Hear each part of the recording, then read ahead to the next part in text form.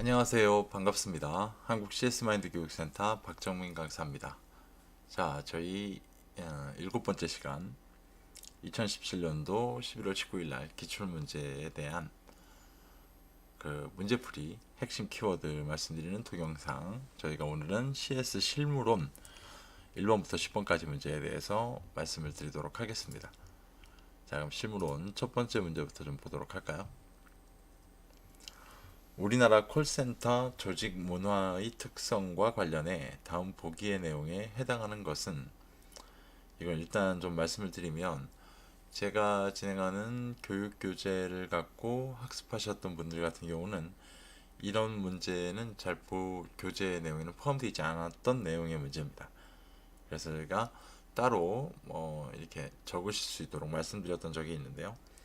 보기라는 걸 좀 볼까요? 평소 자신들과 가장 친한 사람들과 잘 어울리는 도시락 문화 내지는 성향이나 가치관이 맞지 않는 사람끼리는 어울리는 것을 꺼리는 집단 현상을 말한다. 자, 여기 문제에서 보면 키워드가 나와 있어요. 도시락 문화. 자, 도시락 문화라는 걸 우리가 다른 말로 뭐라 부르느냐? 저걸 우리가 한우리 문화라고 부릅니다. 그래서 도시락 문화라는 키워드만 보실 수 있다면 정답인 한우리 문화라는 건 금방 찾아내실 수 있을 만한 문제였고요. 이게 좀 낯설으신 분들은 지금부터라도 보기에 도시락 문화 또는 가장 친한 사람들과 잘 어울린다 라는 키워드를 가지고 저런 거 우리가 한우리 문화구나 라는 것 정도로 좀 나눠 놓으시면 될 것 같습니다. 여러 가지 콜센터 이 조직 문화에 대한 특성이 나와 있는데요. 제가 배포해 드리는 문제의 기출 문제 분석 자료를 보시면 제가 나머지 보기라든가 추가되는 내용들에 대해서는 다 표기를 해 놨습니다. 그래서 꼭 좀 참고해서 보시면 될 것 같습니다. 다음 문제. 콜센터 문제가 이렇게 앞부분에 배치되어 있었네요. 콜센터 조직 구성과 관련해 다음 보기의 설명에 가장 부합하는 것은, 자, 보기 나옵니다. 텔레마케터 10여 명 정도 소단위 리더로서, 자, 여기서 답이 나옵니다. 그대로 10여 명 정도 소단위 리더로서 흔히 우리가 알고 있었던 예전에 줄반장 같은 관점. 업무를 수행하며 일반 텔레마케터와 함께 고객 상담 업무를 담당한다. 자, 줄반장의 개념. 소단위 리더 누굽니까? 예, 유닛 리더입니다. 유닛 리더라고 딱 보시면 되겠죠. 뭐 여러 가지가 나와 있는데요. 뭐 CA, TA 빼놓고요. QAA 누구죠? QAA. 네, 통합품질 관리자라고 나오게 될 겁니다. 통합품질 관리자라고 나옵니다. 네, 뭐 마우스 조작을 또 잘못해가지고 다음 문제까지 다 보였네요. 다음 문제를 좀 볼까요? 3번 문제. 콜센터 모니터링 방법 중 다음 보기의 설명에 해당하는 것은 무엇입니까? 보기. 정해진 동료 파트너의 상담 내용을 듣고 장단점에 대하여 피드백을 제공하므로 벤치마킹이 가능한 동료 평가제. 동료 평가제. 답 바로 나옵니다. 뭐예요? 네, 피어 모니터링. 자, 동료 평가제라는 키워드만 갖고도 답이 그대로 나옵니다. 사일런트 모니터링부터 볼까요? 자, 이건 뭘까요? 사일런트 모니터링. 자, 이거 잘 보시면 사일런트 모니터링은 뭐예요? 보기의 내용을 보면 지금 듣고 있겠다는 소리가 될 겁니다. ing의 형태를 취하고 있어요. 상담원과 떨어진 장소에서 상담원의 통화를 모니터링하는 방법이다. 자, 이런 거 우리가 사일런트 모니터링, ing에 대한 셀프 모니터링, 이건 뭐죠? 네, 스스로 평가, 정해진 평가표, 두 개의 키워드가 동시에 나오면 셀프 모니터링. 자, 리얼타임 모니터링, 이건 뭘까요? 정해진 평가표라는 키워드가 하나만 나오면 리얼타임 모니터링. 사이드 바이 사이드 모니터링, 이건 뭐예요? 이건 바로 옆에 서 있겠다는 소리잖아요.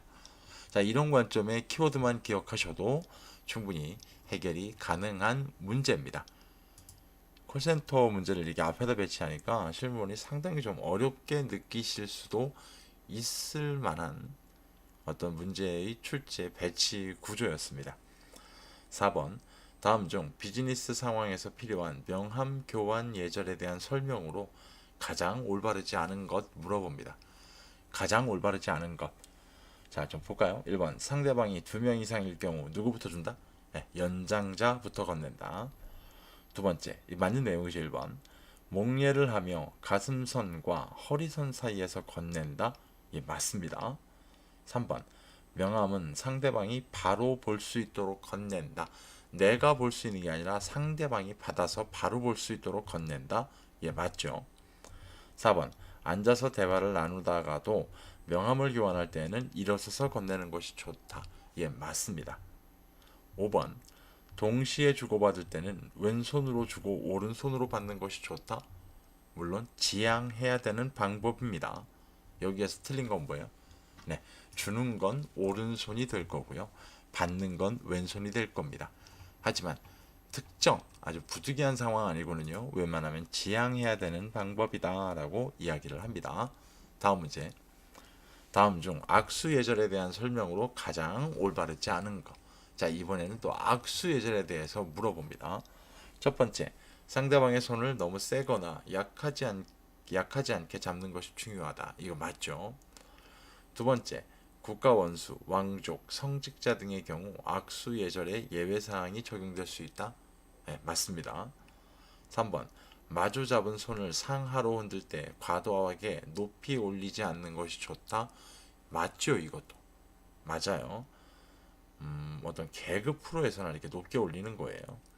4번, 악수는 자신이 주로 사용하는 손으로 하는 것이 원칙이다. 악수의 원칙은 오른손입니다. 오른손.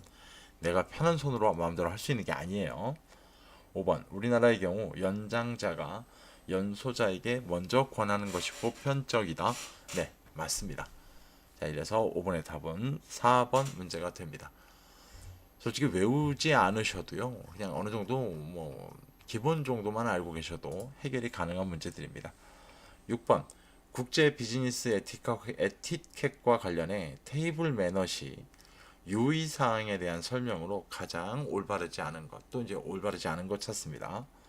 1번, 음식이 담긴 식기에 직접 입을 대고 먹지 않습니다. 이거 맞죠? 국제 비즈니스입니다. 2번, 테이블에서 다리를 꼬고 앉을 경우 상대방에게 불편함을 줄 수 있으므로 주의한다. 예, 이것도 맞아요. 실제로 보면. 3번, 소리내어 웨이터를 부르는 것은 신뢰가 될 수 있으므로 주의토록 한다. 얘도 맞습니다. 어떻게 한다 그랬죠? 네, 오른손만 살짝 들고 계시면 됩니다. 4번, 식사 중에는 담배를 피우지 않는다. 피우지 않는답니다. 이것도 오타네요. 피우지 않는다. 예, 이것도 맞아요. 5번, 테이블에서 화장을 고치는 것은 예의에 어긋나지 않는다. 맞나요? 네, 여성분들 화장은 어디 가서 화장실로 이동하셔서 고치는 게 기본적인 예의다라고 나오고 있습니다. 자, 그래서 5번, 테이블에서 화장을 고치는 것은 예의에 어긋나지 않는다. 잘못된 표현입니다. 다음 문제. 다음 보기의 내용과 같이 소비자에 대하여 정의한 학자. 자, 소비자에 대해 정의한 학자. 꼭 출제되는 문제 중에 한 가지입니다. 보기. 소비자란 개인적인 용도에 쓰기 위하여 상품이나 서비스를 제공받는 사람. 서비스나 상품이나 서비스를 제공받는 사람. 자, 이러면 누굽니까? 폰 히펠입니다. 갓도 이치로 뭘까요? 네, 소비자란 국민 일반을 소비생활 자라고 해가지고 여러 가지 키워드. 이마무라 세이와 이건 뭘까요? 네, 거래 과정의 말단에서 구매자로 나타나는 것. 이마무라 세이와. 다케우치 시오미 이는 뭘까요? 네, 공급자에 대립하는 개념이라고 보시면 될 것 같죠. 공급자에 대립하는 개념. 클라우스 슈밥 누굽니까? 스위스 세계 경제 포럼의 창립자예요. 이 양반 해가지고 이런 관점으로 좀 팁으로 클라우드 슈밥에 대한 것도 알고 계시면 좋을 것 같습니다. 다음 문제. 우리나라 소비자기본법상 소비자 8대 권리에 해당하지 않는 거죠. 8대 권리 물어봅니다. 1번 소비 생활에 영향을 주는 국가 및 지방자치단체의 정책과 사업자의 사업활동 등에 대하여 의견을 반영시킬 권리가 있다. 의견을 반영시킬 권리? 맞아요? 그죠? 맞습니다. 2번. 어떤 경우에도 소비를 제한받지 않을 권리. 아니요. 이런 권리는 없어요. 그죠? 그래서 2번이 8대 권리에 어긋나는 겁니다. 나머지 3번, 4번, 5번은 읽어만 보셔도 다 소비자 8대 권리에 해당하는 내용이라는 거 충분히 아실 수 있을 겁니다. 다음 문제입니다. 다음 보기에 소비자 단체의 취소에 관한 조항에서 괄호 안에 들어갈 용어로 알맞은 것은, 일단은 우리나라 소비자 단체는 아시겠지만 등록제로 되어 있습니다. 허가제가 아니라. 보기 공정거래위원회 또는 누굴까요? 어디의 장이라고 물어봅니다. 소비자단체가 거짓, 그 밖에 부정한 방법으로 제29조의 규정에 따른 등록을 한 경우에는 등록을 취소해야 된다라고 나옵니다. 저희가 이 소비자기본법이라든가 개인정보보호법을 하실 때는 제가 수업을 하는 분들은 세 가지를 알려드릴 겁니다. 그래서 첫 번째가 대통령령 정보통신망법, 두 번째는 여러 가지 숫자가 있었고요. 세 번째는 국가기관의 이름을 좀 기억 좀 하세요 라고 말씀드렸는데, 소비자단체 취소에 대한 국가기관은 공정거래위원회와 누굽니까? 네, 지방자치단체의 장이라고 기억하시면 되죠. 자, 그래서 답은 1번에 들어가는 지방자치단체의 장이라고 보시면 될 것 같습니다. 마지막 10번 문제입니다. Y불이라는 사람이 개인정보의 14가지 유형 중 주택, 토지, 상점 및 건물 등에 해당하는 거 잘 보세요. 주택, 토지, 상가, 건물. 여러분 이거 어디서 보셨어요? 이거 부동산 가게 앞에 맨날 붙어 있죠. 부동산 가게라고 하나요? 부동산 앞에 가면 다 붙어 있죠. 결국 무슨 정보예요? 네, 부동산 정보입니다. 부동산 정보. 이 Y불에 대한 14가지 개인정보 구분에 대해서는요, 수업할 때 보면 많은 분들이 14가지 외워야 된다 그러면 굉장히 부담스러워 하시는데, 이거는 그냥 제가 봤을 땐 읽어만 보셔도요, 충분히 골라낼 수 있는 문제 유형들이 매번 출제가 되는 어떤 기출문제의 하나의 형태이기도 합니다. 자, 오늘 저희 CS 실무론 1번부터 10번까지 편하게 쭉 지나오면서 제가 보기까지 다 읽어드리면서 풀어봤었고요. 실무로는 초반에 있던 콜센터, 그리고 중반 조금 이후에 나왔던 소비자 기본법, 이런 부분 빼놓고는 크게 부담 없이 다 어느 정도 기본 상식으로도 해결이 가능한 문제 유형이었습니다. 오늘도 들어주시느라 고생 많이 하셨고요. 저희가 다음 시간에 실무론 11번부터 다시 한번 진행해서 말씀드리도록 하겠습니다.